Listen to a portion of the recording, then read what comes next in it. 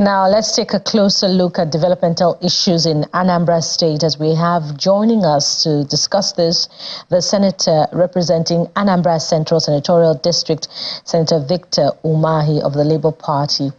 Thank you for joining us, Senator Victor Umeh of the Labour Party. Pardon me, Senator Victor Umeh of the Labour Party. Thank you for joining us, Senator Umeh.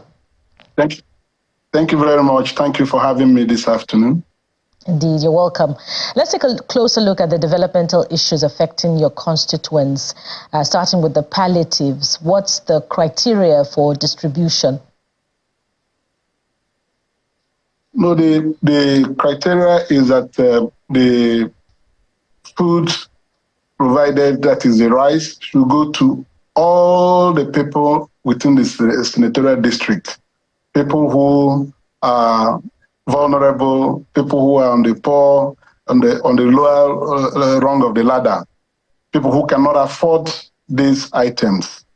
So this rice, which was made available through the initiative of the federal government with the National Assembly to provide emergency food supply for the Christmas season. The rice is meant to go to everybody, irrespective of your creed, irrespective of your party, irrespective of your calling.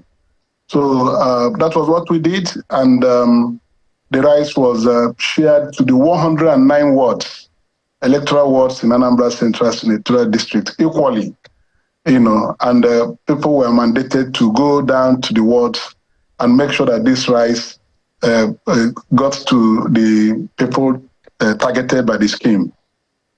And just to be sure, people are getting these palliatives regardless of their political affiliation, bearing in mind that Anambra is an APGA-led state. Well, the initiative is to fight hunger, to alleviate the sufferings of the people. So you would expect that it is not something that should be done along any divisions. It's for everybody, because every citizen is entitled to succor and relief.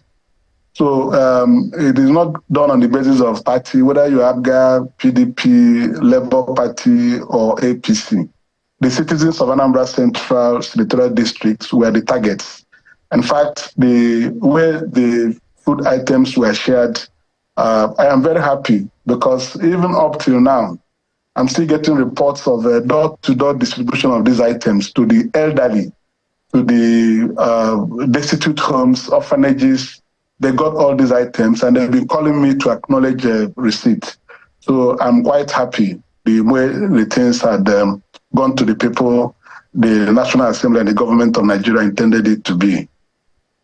Well, Senator Umeh, given the harsh economic realities where inflation is almost monthly diminishing the purchasing power of Nigerians, surely the needs of Anambra people, your constituents, will go beyond what grinding machines, bags of rice can ameliorate. So what are you doing, and your other colleagues, at the Senate, to provide skills and empowerment, other forms of empowerment through jobs for particularly the youths of Anambra State? You're very correct. I did point out during the distribution of this rice that the palliatives are good, well-intended, but will not solve the problem, because these items given out will last for about 1 week at most. The rice will finish. There's no amount of palliatives government will provide that will solve the hardship in the country today. I've been in the village for 1 month with the people, so I felt their pains. You could see how they are struggling to meet their daily needs without success. So I pointed out that government should re-engineer its efforts towards revamping the economy of Nigeria, making more jobs available to the youths and the citizens, getting more hands engaged in productive activities, like using the youth to steam up agricultural activities, production is very critical for the economic woes of this country to go away. These palliatives are items that you consume, but we need to be producing things.